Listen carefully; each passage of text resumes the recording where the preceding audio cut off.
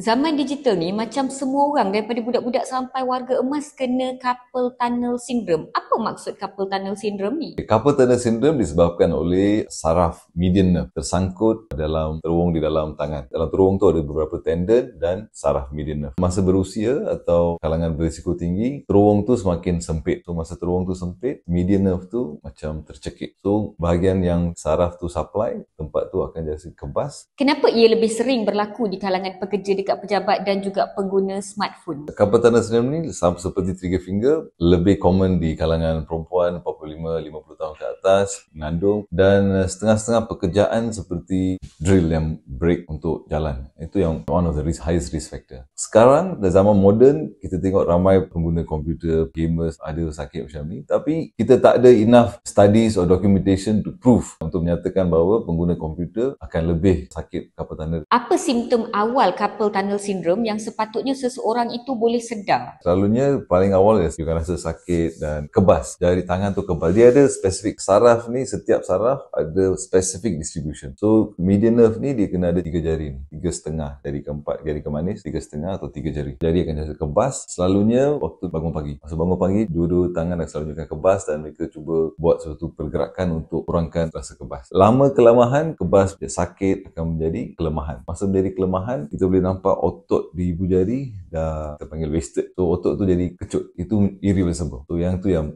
komplikasi carpal tunnel. Apakah ujian diagnostik yang doktor akan buat untuk pastikan masalah sakit pasien tu adalah carpal tunnel syndrome? Adakah doktor buat X-ray, ultrasound ataupun ada ujian lain? Carpal tunnel syndrome pun is a clinical diagnosis. Kita tak perlu apa-apa sophisticated investigation. But investigation macam ultrasound, kita boleh measure size of median nerve. Kalau median nerve tu bengkak, kita boleh tengok dalam ultrasound. Satu lagi ialah nerve conduction study. Kita boleh tahu conduction velocity block. Saraf ni macam dia supply elektrik. So kalau ada block dalam supply elektrik tu, kita boleh detect dalam conduction block. Tapi carpal tunnel ni adalah satu dynamic process. Dia bukan kata sentiasa akan ada carpal tunnel. So sometimes nerve conduction study can be normal, tapi patient ada symptoms of carpal tunnel. Adakah semua kes carpal tunnel syndrome yang pergi berjumpa dengan doktor perlu melalui pembedahan ataupun ada kaedah rawatan yang lain? Kita akan always try conservative first. Kita showkan spleen. So masa kita tidur, selalunya tangan kita akan bengkok tangan. So masa kita bangun, kita try to extend, kita rasa sakit. So there's a specific spleen, we call it night spleen. Pakai wrist brace, so elakkan daripada pergelangan tangan bengkok macam ni. So masa bangun pagi, selesa sikit. And then of course physiotherapy. Physiotherapist akan ajar cara nerve and tendon gliding untuk pergelangan median nerve. Untuk carpal tunnel secara personal, saya tak bagi steroid injection. For carpal tunnel, surgical outcome is quite good. Ada beberapa cara sekarang kita minimal invasive, yang mana yang sebelumnya 3-4 cm kita boleh buat dalam 1-1,5 cm, ataupun endoscopic. So tak payah buka carpal tunnel terus. Kita buat secara kamera dengan scope. Ataupun sekarang kita ada blade yang sangat halus, specifically design untuk carpal tunnel. So ini semua untuk kurangkan parut dan patient boleh kembali kepada aktiviti harian secepatnya. Jadi guys, carpal tunnel syndrome jenis yang mild ataupun ringan tidak memerlukan apa-apa rawatan yang khas. Cukup jika diambil ubat tahan sakit yang sesuai dan anda lakukan senaman secara berkala, simptomnya akan hilang dalam masa beberapa bulan. Tapi kalau dah berbulan-bulan masih ada simptom masih sakit, berjumpalah dengan doktor pakar ortopedik